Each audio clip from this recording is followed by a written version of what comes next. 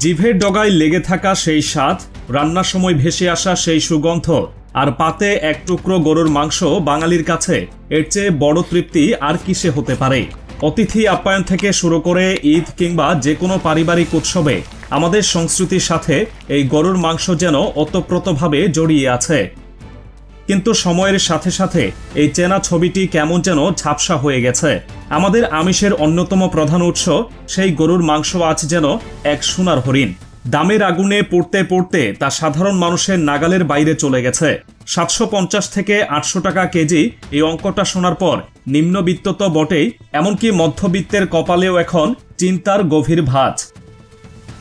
ঠিক এমন এক হতাশাজনক সময়ে যখন বহু মানুষ গরুর মাংসের স্বাদ ভুলতে বসেছে, তখনই এক অবিশ্বাস্য খবর বাংলাদেশের বাতাসে ভেসে বেড়াচ্ছে যে গরুর মাংস আপনি 800 টাকা কেজি দরে কিনতে হিমশিম খাচ্ছেন, সেই মাংসই আপনি কিনতে পারবেন মাত্র 120 টাকায়। আর এটা কোনো মন গড়া গল্প বা ফাঁকা প্রতিশ্রুতি নয়, বরং দক্ষিণ আমেরিকার দেশ ব্রাজিলের পক্ষ থেকে বাংলাদেশকে দেওয়া এক অভাবনীয় প্রস্তাব। এমন এক প্রস্তাব যা বাস্তবায়িত হলে দেশের কোটি কোটি মানুষের রান্নাঘরে আবারও ফিরতে পারে গরুর মাংসের সেই চিরচেনা ঘ্রাণ।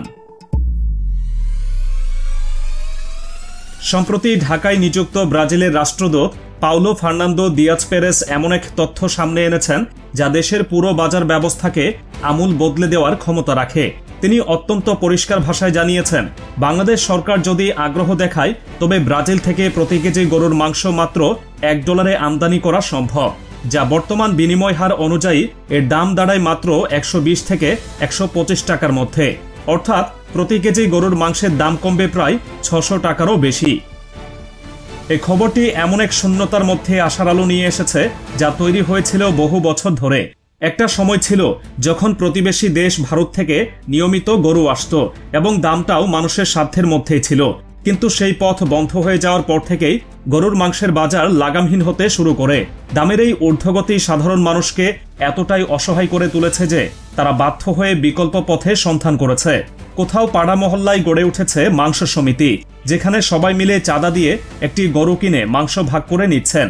আবার অনেকেই আমিষের চাহিদা মেটাতে ব্রয়লার মুরগির উপর পুরোপুরি নির্ভরশীল হয়ে পড়েছেন। এই কঠিন বাস্তবতার কষাঘাতে জর্জরিত মানুষের জন্য ব্রাজিলের রাষ্ট্রদূতের বক্তব্যটি এক পশলা স্বস্তির বৃষ্টির মতোই। মঙ্গলবার রাজধানীতে একটি মতবিনিময় সভায় তিনি দ্ব্যর্থহীন কণ্ঠে ঘোষণা করেন, ব্রাজিল বাংলাদেশকে অত্যন্ত কম মূল্যে এই প্রাণীজ আমিষ সরবরাহ করার জন্য সম্পূর্ণরূপে প্রস্তুত। তার এই ঘোষণার পর থেকেই দেশ জুড়ে চলছে তুমুল আলোচনা, কিভাবে এটা সম্ভব, আর যদি সম্ভবই হয় তাহলে এতদিন কেন হয়নি। এই প্রশ্নের উত্তর খুঁজতে গিয়ে বেরিয়ে আসছে আরও চাঞ্চল্যকর তথ্য। সত্যিটা হলো, ব্রাজিলেই প্রথমবার বাংলাদেশকে এমন প্রস্তাব দেয়নি। গত বেশ কয়েক বছর ধরেই তারা বাংলাদেশের বিশাল বাজারে তাদের গরুর মাংস রপ্তানির জন্য চেষ্টা চালিয়ে আসছে, কিন্তু বারবার সেই চেষ্টা ব্যর্থ হয়েছে। ক্ষমতাচ্যুত আওয়ামী লীগ সরকারের শাসনামলে এই প্রক্রিয়াটি আটকে গিয়েছিল আমলাতান্ত্রিক জটিলতার অদৃশ্য জালে। চলতি বছরের জানুয়ারিতেও স্বয়ং রাষ্ট্রদূত পাওলো ফার্নান্দো এই বিষয়ে নিজের আক্ষেপের কথা জানিয়েছিলেন। তিনি বলেছিলেন, বিশ্বের বহু মুসলিম প্রধান দেশ যেমন সৌদি আরব, সংযুক্ত আরব আমিরাত, মিশর সহ আরও অনেকে ব্রাজিল থেকে গরুর মাংস আমদানি করে, কিন্তু বাংলাদেশে সেই অনুমতি মিলছে না। এমনকি গত বছরের এপ্রিলে প্রতি কেজি গরুর মাংস $4.5 রপ্তানির প্রস্তাব দেওয়া হলেও সেই প্রস্তাবটিও কোনো এক অজ্ঞাত কারণে আলোর মুখ দেখেনি। তাহলে এবার নতুন কি হলো, যার জন্য এই পুরনো প্রস্তাব আবার নতুন করে সামনে এলো? ব্রাজিলের রাষ্ট্রদূত এবার একটি পরিষ্কার পথের কথা উল্লেখ করেছেন। তিনি জানিয়েছেন, এই আমদানি প্রক্রিয়াকে দ্রুত এগিয়ে নিয়ে যাওয়ার জন্য বাংলাদেশের পক্ষ থেকে একটি জিনিসই প্রয়োজন, আর তা হলো হালাল সার্টিফিকেট। যেহেতু ব্রাজিল একটি অমুসলিম দেশ, তাই তাদের মাংস ইসলামিক রীতি মেনেই জবাই করা হয়েছে কিনা সেই নিশ্চয়তা বা সার্টিফিকেট প্রয়োজন। এই একটি ছাড়পত্র পেলেই ব্রাজিল থেকে বাংলাদেশে মাংস আসার পথে আর কোনো বড় বাধা থাকবে না বলে তিনি দৃঢ়ভাবে বিশ্বাস করেন। তবে ব্রাজিলের পরিকল্পনা কেবল মাংস বিক্রি করার মধ্যেই সীমাবদ্ধ নয়, তাদের লক্ষ্য আরও অনেক গভীর এবং সুদূরপ্রসারী। রাষ্ট্রদূত জানিয়েছেন, ব্রাজিলের বিভিন্ন স্বনামধন্য প্রতিষ্ঠান বাংলাদেশে সরাসরি বিনিয়োগ করতে অত্যন্ত আগ্রহী। তারা এখানে বিশ্বমানের মাংস প্রক্রিয়াজাতকরণ কারখানা স্থাপন করতে চায়। শুধু তাই নয়, তারা বাংলাদেশের নিজস্ব গবাদি পশু এবং দুধের উৎপাদন বৃদ্ধিতেও প্রযুক্তিগত ও অন্যান্য সহায়তা দিয়ে অংশীদার হতে চায়। অর্থাৎ এটি কেবল একটি সাধারণ আমদানি রপ্তানির চুক্তি নয়, বরং দুই দেশের মধ্যে এক শক্তিশালী অর্থনৈতিক এবং কৌশলগত অংশীদারিত্ব গড়ে তোলার এক বিশাল সম্ভাবনা।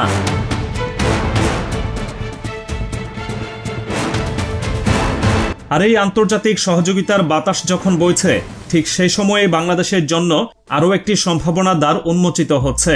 ভ্রাতৃপ্রতিম দেশ পাকিস্তানের সঙ্গেও বাংলাদেশের বাণিজ্যিক সম্পর্ক এক নতুন মাত্রা পেতে চলেছে। সম্প্রতি পাকিস্তানের বাণিজ্য মন্ত্রী জামকামাল খান বাংলাদেশের খাদ্য উপদেষ্টা আলী ইমাম মজুমদারের সঙ্গে এক সৌজন্য সাক্ষাতে মিলিত হন। সেই বৈঠকে দুই দেশের মধ্যে বাণিজ্য সম্পর্ক আরও দৃঢ় করার এবং জনগণের পারস্পরিক কল্যাণে সহযোগিতা বাড়ানোর বিষয়ে গভীর আগ্রহ প্রকাশ করা হয়েছে। বৈঠক শেষে খাদ্য উপদেষ্টা আলী ইমাম মজুমদার একটি অত্যন্ত গুরুত্বপূর্ণ তথ্য দেন। তিনি বলেন, বর্তমান অন্তর্বর্তী সরকারের সময়ে একটি বড় অগ্রগতি হয়েছে। এখন পাকিস্তানের করাচি বন্দর থেকে সরাসরি পণ্যবাহী জাহাজ চট্টগ্রাম বন্দরে আসছে। আগে যেখানে তৃতীয় কোনো দেশের মাধ্যমে পণ্য আমদানি করতে হতো, তাতে অহেতুক সময় এবং খরচ দুটোই অনেক বেড়ে যেত। এই নতুন সরাসরি রুট দুই দেশের বাণিজ্য কার্যক্রমকে যে আরও গতিশীল এবং সাশ্রয়ী করবে তা বলার অপেক্ষা রাখে না। পাকিস্তানের বাণিজ্য মন্ত্রীও এই উদ্যোগকে স্বাগত জানিয়ে বলেছেন, ভ্রাতৃপ্রতিম দুই দেশের জনগণের কল্যাণে সহযোগিতার এই সুযোগ তারা আরও বহুদূর এগিয়ে নিয়ে যেতে চান। সুতরাং একদিকে ব্রাজিলের অবিশ্বাস্য মূল্যে গরুর মাংসের প্রস্তাব, আর অন্যদিকে পাকিস্তানের সাথে সরাসরি বাণিজ্যিক রুট চালু হওয়া, এই দুটি ঘটনা একসাথে মিলিয়ে দেখলে একটি বিষয় খুব স্পষ্ট হয়ে ওঠে। বাংলাদেশ এখন তার আন্তর্জাতিক বাণিজ্যিক সম্পর্ককে নতুন করে সাজাচ্ছে, পুরনো বাধাগুলো দূর করে নতুন সম্ভাবনার দরজা খুলছে।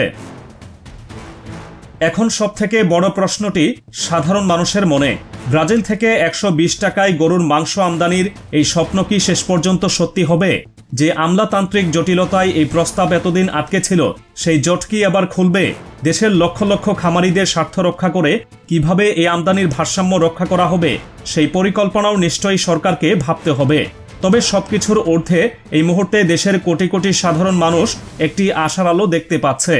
তারা স্বপ্ন দেখছে আবারও তাদের পাতে উঠবে সাধ্যের মধ্যে কেনা এক টুকরো গরুর মাংস। সেই স্বপ্ন পূরণের চাবিকাঠি এখন পুরোপুরি কর্তৃপক্ষের হাতে। আমরাও তাকিয়ে রইলাম সেই শুভ দিনটির দিকে।